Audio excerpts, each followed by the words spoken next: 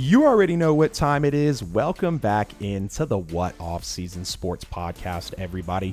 Coming on today's episode, guys, we're doing a complete 2020 NFC breakdown for the upcoming NFL season. Can you guys believe football is here already? We got that great game with the Texans and the Chiefs that's going to be kicking off before you know it, followed up by the Saints and the Bucs on that Sunday.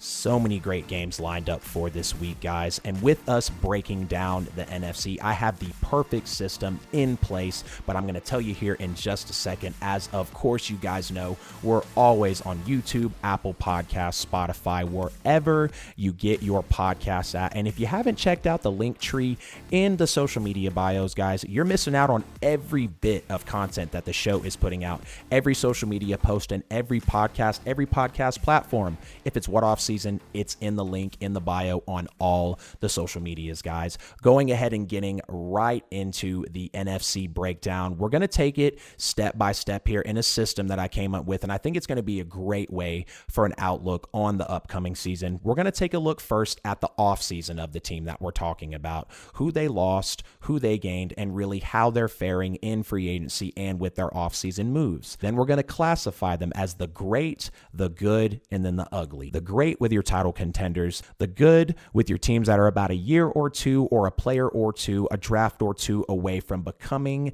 a Super Bowl contending team. And then you have the ugly, obviously just the trash garbage teams in the NFL that everybody knows they're just not going to do anything this coming season. And then to finish it, we're going to have a ceiling, floor, and expected. The highest they can go in the coming season, the lowest that they'll go in the coming season. And then honestly, how I think they're going to fare out. Really just a records prediction and a rough playoff look. Let's go ahead and dive right into this 2020 NFC breakdown, guys. Let's go ahead and start with the NFC West. And let's start from the top with the San Francisco 49ers, the NFC champions. In the offseason, we know they lost Joe Staley, a great lineman. They did replace him with Trent Williams from the Washington Redskins. So you do know that is a pretty even trade-off there. They lost to Forrest Buckner, traded him for the 13th overall pick, but immediately came back and drafted a beast in Javon Kinlaw, defensive tackle, in the first round of the draft. And you got to look, that front four is going to be absolutely loaded. I want to say all four or five, how many of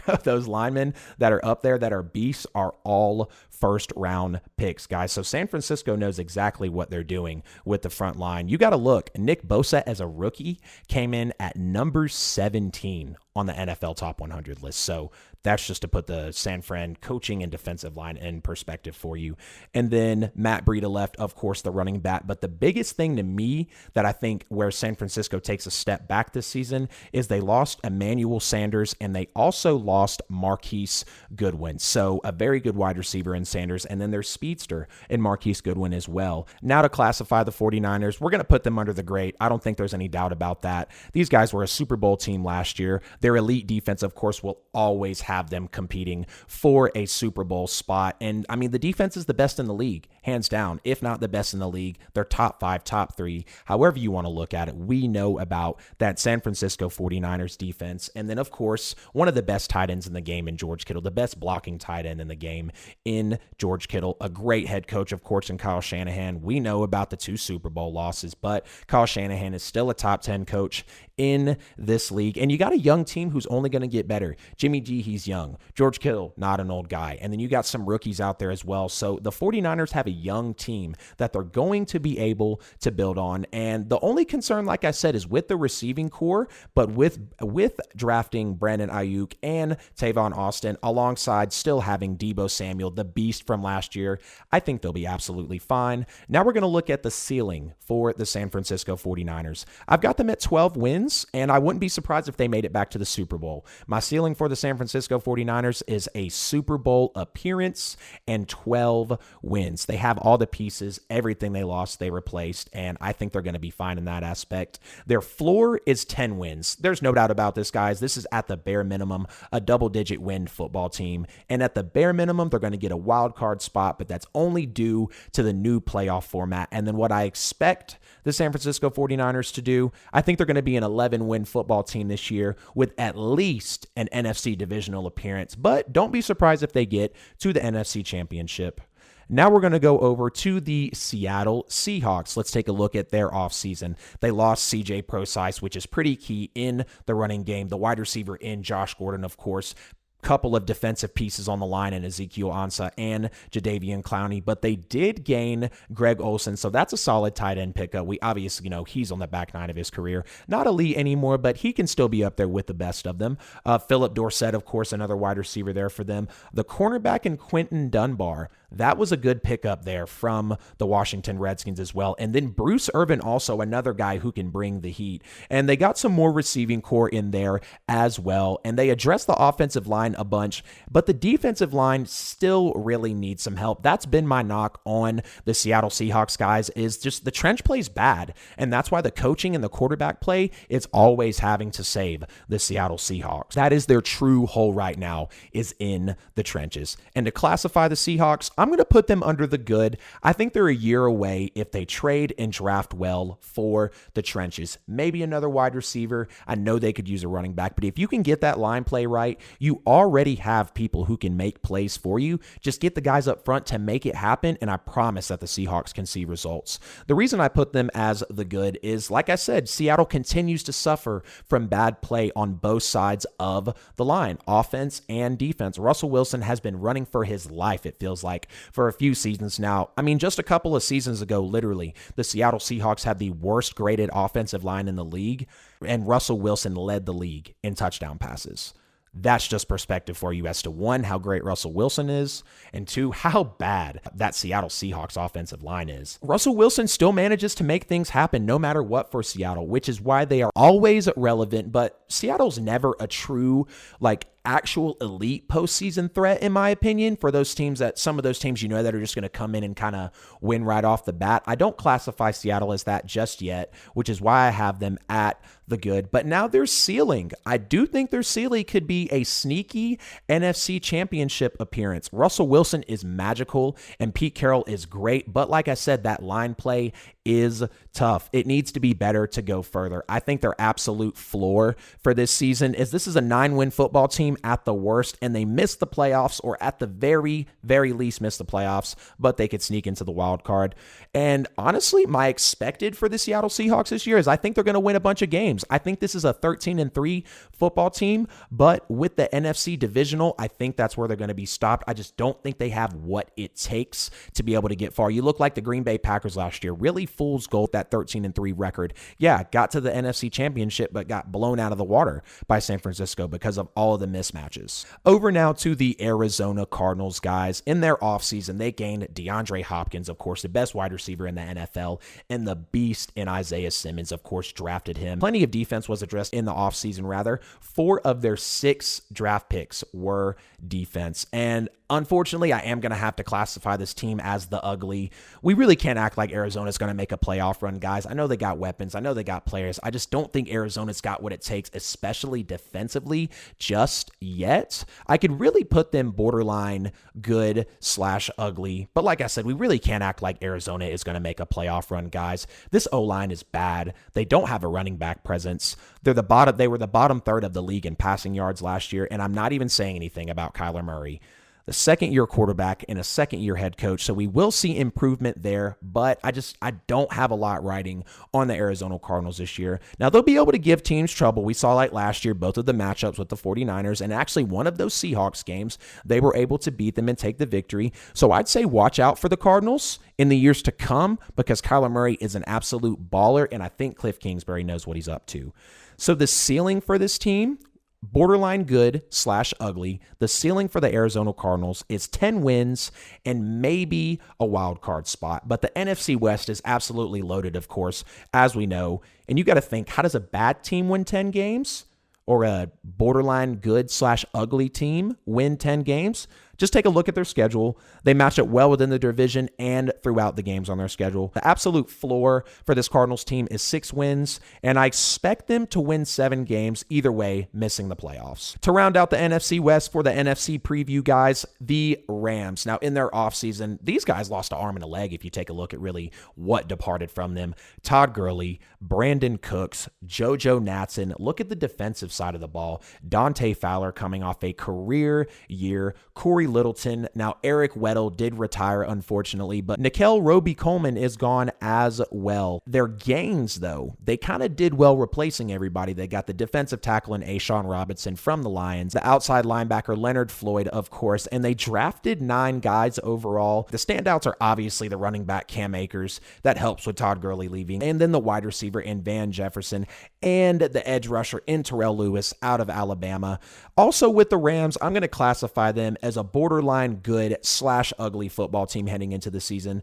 They got a great coach in Sean McVay. I say he's a top 5 coach in the NFL right now. They reloaded in the draft, and these guys were just a Super Bowl team 2 years ago. These were the NFC champions season before last. Their departures do concern me, though, because their roster got wiped with a lot of their star power, and the only rookie I trust out of the gate, honestly, guys, is Cam Akers. I think that's for a lot of people. I think Terrell Lewis can perform, and Van Jefferson will be decent. I don't think he'll have the production that Cam Akers will, but, that isn't a load of trust in Cam Akers either. I believe in them because of Sean McVay, but the talent is lacking for the Los Angeles Rams, and the ceiling for this Rams team, 10 wins, 10 or 11 wins in a wild card spot at the most for this Rams team. Their floor, 4 wins.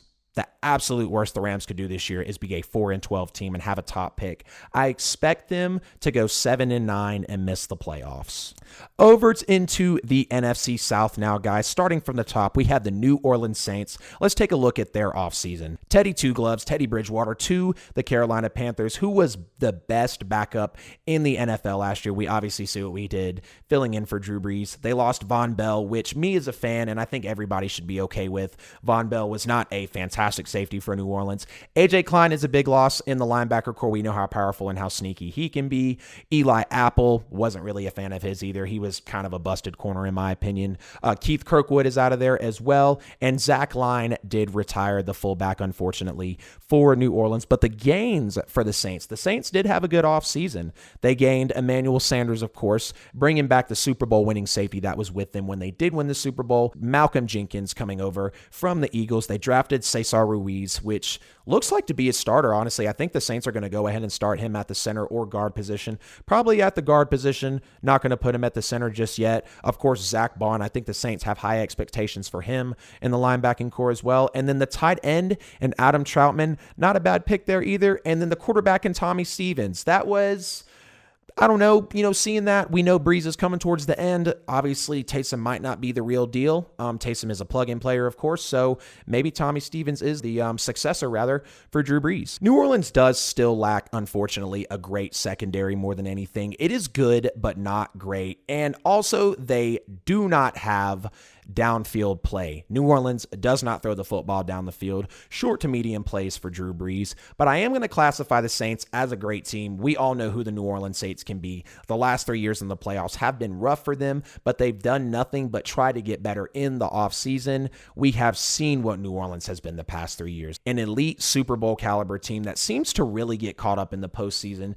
Unfortunately, that's just how it's been for New Orleans the past 3 years. They did address the defense well, I do feel like, by adding and keeping key pieces. The offense will still be dynamic as always. Kamara is primed for a huge bounce back year. Adding Sanders was huge as well, as now Michael Thomas will not be the only receiver for Drew Brees to throw the football to this year. The ceiling for this New Orleans Saints team is, I think, 14 wins and a Super Bowl ring for the Saints. I think the Saints, it's Super Bowl or bust for the Saints this year. There's no excuse anymore. You address the defense. Emmanuel Sanders is there, so there's no excuse for only having Michael Thomas. Jared Cook is a top 10 tight end. Brees and Kamara are still top 5 offensive line in the league. The Saints have everything in place. That's why I have Sean Payton on the hot seat after the next 2 years at the most with the New Orleans Saints, guys. The absolute floor for the Saints team is a 9 or 10 win team and a very wild card spot with the loaded NFC playoff picture we're going to have. But I do expect them to win 13 games and get to the NFC Championship this year. The Tampa Bay Buccaneers, one of the craziest off seasons in NFL history. We know they lost Jameis Winston, Peyton Barber, Brashad Perriman, so some key offensive pieces there, along with plenty of guys in the trenches, both sides on the offense and defense for the line. But the gain, of course, Tampa Bay. It's Tampa Bay. Tom Brady is now in Tampa Bay. Rob Gronkowski coming out of retirement. I'm not super high on Rob Gronkowski. I'm really not. LaShawn McCoy, of course, Joe Hag, and then Tristan Wirfs is going to be on the front line for the Tampa Bay Buccaneers, trying to get Tom Brady some of that protection. It's a great offseason for Tampa Bay, I got to say. Re-signed so many of their great players like JPP, Ndamukong Suh, and Shaq Barrett. And I'm going to also classify the Tampa Bay Buccaneers as a great team. Let's not act like Tom Brady having the 7th overall offensive line, thank you Pro Football Focus, 2 top 10 receivers, and his tight end that came out of retirement for him. I'm not saying Gronk is going to ball out, but Gronk probably will be top 10, top 12 or 13 at the worst this year, and give Tom Brady a decent tight end, which we know Gronk's going to be at least decent, and you obviously know what you're going to have there. And a solid defense will make them Super Bowl contenders, guys. It's simple. You got to wake up and realize Tom Brady is going to be pushing for another ring in this NFL season. The absolute ceiling I have for the Tampa Bay Buccaneers as well is 14 wins and a Super Bowl appearance. I think they can make the Super Bowl this year. 14 wins and a Super Bowl appearance for the ceiling. The absolute floor, this is at the very minimum, a double-digit win football team and a wild card spot. I expect them to win 13 games and at least get to the divisional round. Looking at the Falcons now, their offseason, they lost, of course, the running back in Devontae Freeman, Desmond Trufant, Vic Beasley, and Devondre Campbell. So they lost plenty of defense in the offseason, but they did gain Dante Fowler off of a career year, of course. Todd Gurley, Hayden Hurst, Laquan Treadwell, who's an okay wide receiver, the beast, and A.J. Terrell, who is, it seems like he's shaping up to be a great corner in this league. And then you got Marlon Davidson and Jalen Hawkins as well. So you did get a good draft from the Falcons this year. I am going to classify the Falcons as a good team walking in, but they could turn bad sooner than later. They could also turn on the Jets and win the NFC South this year. The Falcons are one of the most interesting teams coming into this NFL season. This team turned it on last year at the end of the year in the second half of the season, going 6-2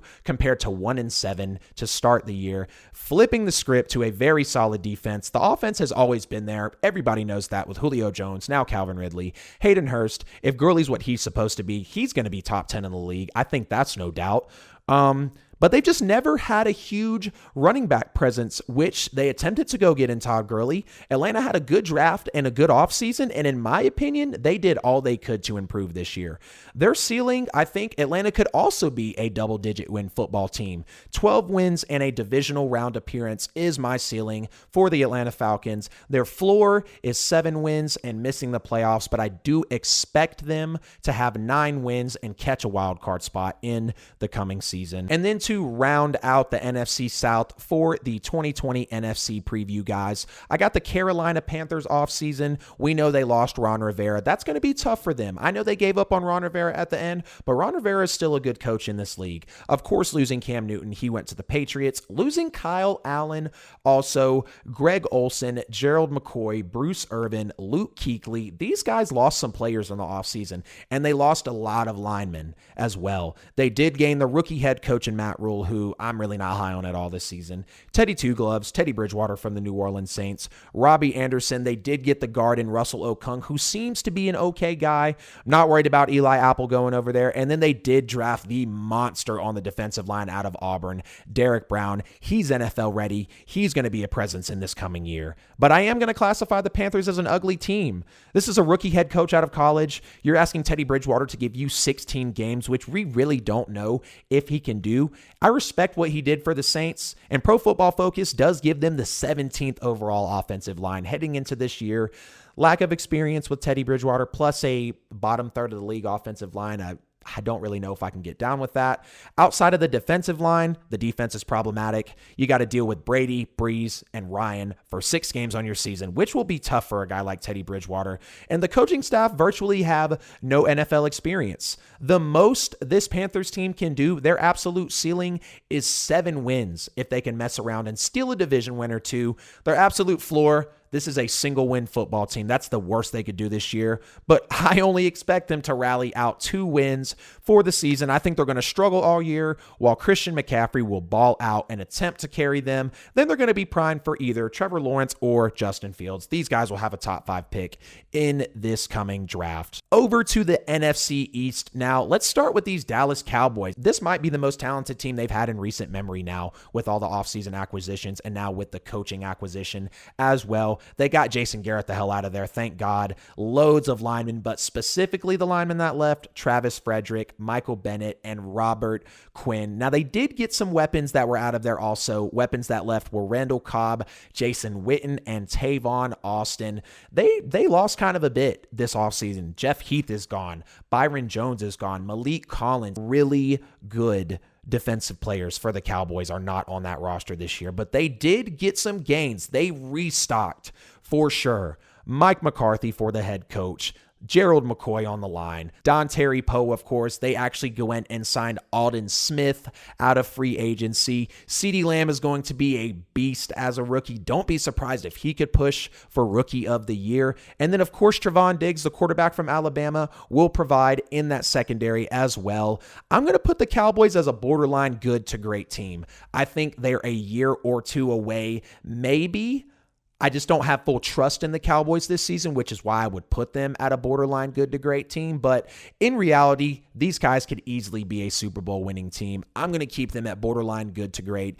Obviously, having new life in Mike McCarthy will be everything for Dallas this coming season. They have such a loaded roster. We know that. It's top 5, no doubt. It's a top 5 offense, no doubt. They did lose pieces on both sides of the ball, but they did well to replenish their losses in the offseason, guys. I just don't know if Dak's going to be what he needs to be this year, and that's really what the season rides on. How does Mike McCarthy work in that offense? I think Mike McCarthy will do just fine. He's just got to feed Zeke, and he knows how to pass the ball. We know that, guys. He is not a run-happy guy, though. Dak and McCarthy incline me to put them borderline, unfortunately. The ceiling for this Cowboys team, though, with all the talent they have on that damn roster, this is a 14-win team and an NFC championship-capable team. No doubt about that. Their absolute floor would be 7 wins without a playoff appearance. I only say 7 wins because the Cowboys can just be streaky sometimes, and I think we've all understood that in the past. I expect them realistically to go 12-4, an NFC divisional appearance. The Philadelphia Eagles, they lost in the offseason. The safety in Malcolm Jenkins to New Orleans. Really a great running back, in my opinion. I like Jordan Howard. I wouldn't say a great running back, but this guy's solid. They lost Jordan Howard. Nelson Aguilar, which he wasn't catching anything anyways. Darren Sproles retired, of course. Jason Peters is gone, and Nigel Bradham as well. So they did take a hit there on the offensive line. Now, they did draft the wide receiver in Jalen Reagor. They, of course, did take Jalen Hurts, who I am so excited to watch in this coming NFL season, guys. Kevon Wallace, the safety, of course, and then the offensive lineman in Jack Driscoll as well. They hauled in a ton of defense, highlighted by Darius Slay, Javon Hargrave, and Nickel Roby Coleman. I am going to put this Eagles team as a good team. They're a year or two away from being a title contender, in my opinion. Carson Wentz has to stay healthy. Guys, I've only been podcasting for a year, and I think I've already said this 5 times. Carson Wentz has to stay healthy. Carson Wentz is a great quarterback when he's healthy.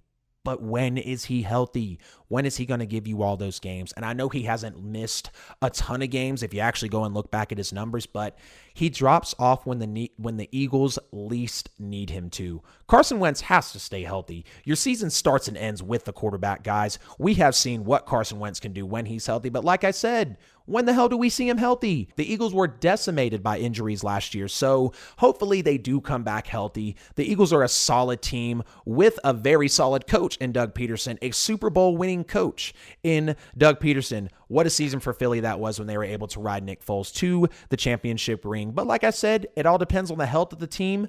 We know they're talented. How is Carson Wentz going to be? The most I think that this Eagles team can do is go 9-7 and a super sneaky wild card appearance. I do have them at a floor of 4 or 5 wins at the absolute worst. I do expect them to only win 7 games this year. Go take a look at their schedule. It's pretty tough. The New York Giants, their offseason losses, man, they cleaned house. Got rid of the head coach, got rid of the offensive coordinator, got rid of the defensive coordinator, but they needed to. The Giants were 9-23 under Pat Shurmur, so that's obviously trash. DeAndre Baker, for the time being, is gone, of course. Eli Manning is gone. Bethea and Ogletree are gone as well, and Cody Latimer and Antonio Hamilton. So not only did they really clean, they're cleaning it out everywhere. They're absolutely doing a redo. James Bradbury was the best pickup for them in the offseason, though. Cornerback signed for 3 years, $45 million, so they paid him. He better perform. Of course, Blake Martinez, the linebacker, the tight end, and Levine Toilolo, which they paid him way too much money, in my opinion. They got Kyler Fackrell from the Packers, so that's a good pickup right there. And then they did draft the offensive tackle and Andrew Thomas, a very good lineman out of the University of Georgia. Xavier McKinney, the safety, and then Tay Crowder, also Mr. Irrelevant. The very last pick, actually, if you didn't know that, in the NFL draft, linebacker out of Georgia. No doubt about this one. We're classifying the Giants as the ugly. This one's so simple, guys.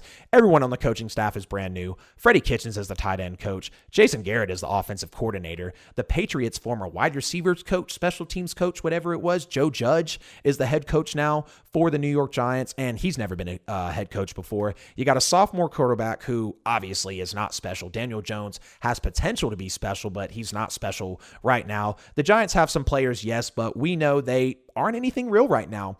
The most these Giants are going to do is win 5 games. I think they can go 0-16 at the very least, but I expect these guys to be a 3-13 team this year. And then rounding out the NFC East, guys, we have the Washington football team. We're going to take a look at their offseason losses. Of course, Jay Gruden, Case Keenum, Colt McCoy, couple backups there, Josh Norman, Quentin Dunbar, Vernon Davis. So plenty of defensive players were taken off of the offensive and defensive players, rather. Plenty of players taken off the Washington football team.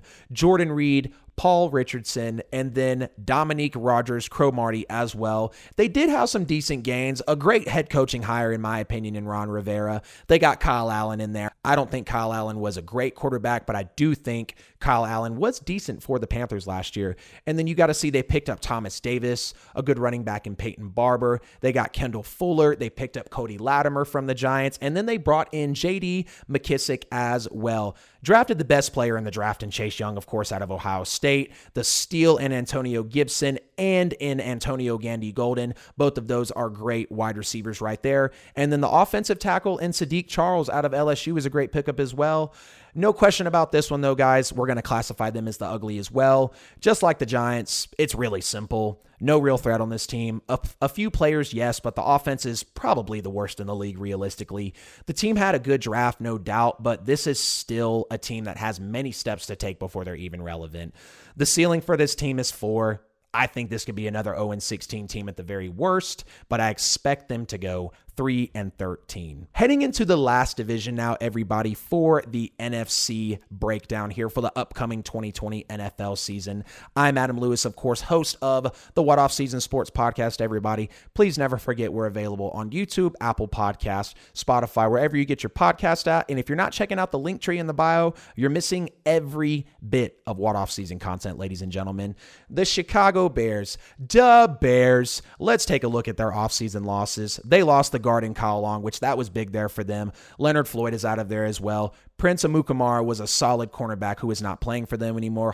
Clinton Dix is out of town. Trey Burton and Taylor Gabriel as well said, see you later to the Chicago Bears. Now, they did pick up Jimmy Graham. Not great. Jimmy Graham has not been anything since his New Orleans Saints days, but a good defensive end in Robert Quinn. A very good defensive end in Robert Quinn. The quarterback in Nick Foles, of course, which they did sign, picking up Ted Ginn Jr. from the New Orleans Saints, and then the safety in Tayshaun Gibson as well. But I'm going to classify these Bears as a borderline good to bad team. This was an 8-8 team last year, but that was solely hindered on the subpar quarterback play of Mitchell Trubisky. Mitchell Trubisky has yet to show us, guys, why he should be Chicago's guy. I really did predict the Bears to move off him after 2 years or more max, and I'm still sticking to that. I think Trubisky has one more year, and after that, I think it's over with for him. The Bears are a talented team with a good coach in Matt Nagy, one of the best defenses in football. We all know that without a question, but the best they have been in a while. They do not need to let this go to waste with garbage quarterback play from Mitchell Trubisky.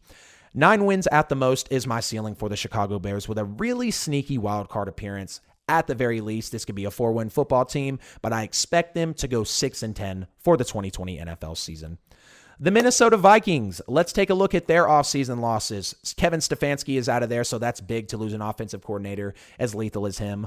The wide receiver, Stephon Diggs, we know that's a step back for them. Xavier Rhodes is gone, as well as Trey Wayne, so that is two key defensive players gone for them also. Everson Griffin and Linval Joseph, these guys took a hit on the defensive side of the ball, no question. They did get Justin Jefferson from the draft, the cornerback and Jeff Gladney as well. The offensive tackle and Ezra Cleveland, I think, is going to be ready to start in the NFL. And then, of course, we know they got Yannick Ngakoue, so he's a solid replacement for Everson Griffin. Some people argue he's younger and better. Younger, yes. Better, that is subjective. I'm going to classify the Minnesota Vikings as a good team, though. Minnesota has a loaded offense, really a loaded roster. There's no question about that. It is tough to get past, but the offense has talent that is spread all over, from Dalvin Cook to Adam Thielen to, of course, Kyle Rudolph. They hang with the likes of great offensive talent in the NFL, but Kirk Cousins is still very questionable. He's never been a consistent guy. He did have the biggest throw of his career against New Orleans in that wild card playoff game, but besides that, the guy's never even won a primetime game. Biggest game of his career was, of course, eliminating New Orleans last year in the playoffs. And he continues to hold his team back from greatness, in my opinion. I think the Minnesota Vikings can be a Super Bowl caliber team if they can fix the quarterback situation. With them also losing their offensive coordinator as well, I cannot put Minnesota in the Super Bowl conversation just yet. The ceiling for this Minnesota team, though, is going to be 12 wins, win an NFC Championship appearance if Kirk Cousins will play right. The very least this Minnesota team will do is I think they'll go 6-10, but I expect them to win 8 games and miss the playoffs this year. Down to the last two teams, guys, for this NFC breakdown. The Detroit Lions, we know they lost Darius Slay in the cornerback position, Graham Glasgow as well, losing Rick Wagner, Devon Kennard, Ashawn Robinson, losing J.D. McKissick, and then the backup in Jeff Driscoll. So they lost some key pieces as well, especially on the defensive side of the ball. Gaining Jamie Collins, that's a good pickup there. Bringing in Chase Daniel for the backup in case, obviously, Matthew Stafford goes through something again. Desmond Trufant, bringing him over from Atlanta is a solid pickup for him. Reggie Ragland as well, a good linebacker. Receiving Geronimo Allison as well from the Packers, so there's someone to line up on the other side as well from Kenny Golladay. And then the cornerback in Jeff Okudah, who they drafted, one of the best corners in the draft. Top 3 running back, maybe the second best running back in the draft in DeAndre Swift. And then Quintez Cephas as well, who is going to be able to, he's going to have to come out and perform as quickly as the Lions need him to. But this is without a question. The Lions are a bad team, guys. This one is not hard either. The last 8 times the Lions made the playoffs, all of them were first-round wild card exits every single time. They've missed the playoffs the last 3 seasons, and honestly, there is no real threat on this Lion team if you ask me. And I am not with the Matthew Stafford hype. I repeat, I am not with the Matthew Stafford hype. The Lions have many years and many drafts ahead of them before they even compete to win the division, guys. The ceiling for this Lions team, 7 wins. The worst I think they can do is go 1 or 2 wins for the season, but I expect them to go 3-13. And finishing off this NFC preview, everybody, we got the Green Bay Packers. This is another interesting team heading into this year. It seems like they had a relatively quiet offseason in terms of what they really needed. We know they lost Jimmy Graham, Jamal Davis. The biggest loss was Brian Bulaga, of course, not being able to protect Aaron Rodgers anymore, losing Blake Martinez, Geronimo Allison, a great pass rusher, and Kyle Fackrell. The linebacker core took a hit, and the offensive line took a small hit as well, but they did gain some pieces here. Ricky Wagner, who is a good offensive lineman. You got Christian Kirksey, a decent linebacker pickup there. The tight end out of Cincinnati, Josiah DeGuara. Of course, Kamal Martin, the linebacker out of Minnesota. They addressed the linebacker position there. John Runyon, the guard out of Michigan. I think he could be a starter in the NFL. Jake Hansen, another lineman, actually a center out of Oregon. Then you got Vernon Scott, a safety out of TCU. Jonathan Garvin, another defensive end. He's out of Miami. And then, of course, we know about Jordan Love, who has not been impressing whatsoever in practice from what we've heard. And then the beast. This guy's looking like Saquon with his legs. And A.J. Dillon. I'm going to put the Green Bay Packers, though, as a borderline good to great NFL team. The Packers were one of the most deceiving teams, in my opinion, last year. Fool's gold, if you will, with that 13-3 record. Aaron Rodgers is not the same guy that he used to be when it comes to controlling a game or really steering the ship to a win. He's not the same fearless gunslinger anymore. He's not that same guy that'll just throw it down the field knowing that he's got that complete pass. We know Aaron Rodgers used to be the most fearless passer in the NFL, and he has simply lost that trait now. I respect the numbers, but Green Bay honestly got handled like a 9-7 football team in that NFC Championship. The Packers had a disappointing offseason, in my opinion, not drafting a wide receiver, neglecting the defensive depth, and just not locking up any key players that they absolutely needed to. I'm not high on the Packers this year, and they're going to have to prove me wrong.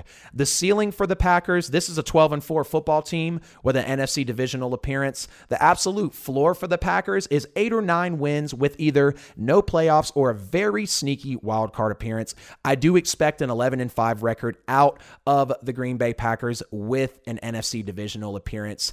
That is going to wrap up today's episode of the What Offseason Sports Podcast. Everybody, thank you so much for tuning in for this loaded episode I was able to put together for you guys today. The complete 2020 NFC Breakdown for the upcoming NFL season. Of course, guys, never forget you can catch this on YouTube, Apple Podcasts, Spotify, wherever you get your podcast at. And like I said, if you're not checking out the link tree in the bio of every social media platform, you're missing out on every podcast, every content post, everything from What Off Season is in the link, guys. Of course, we're going to be coming back with another loaded episode next week, an AFC preview, a 2020 AFC preview for the upcoming NFL season.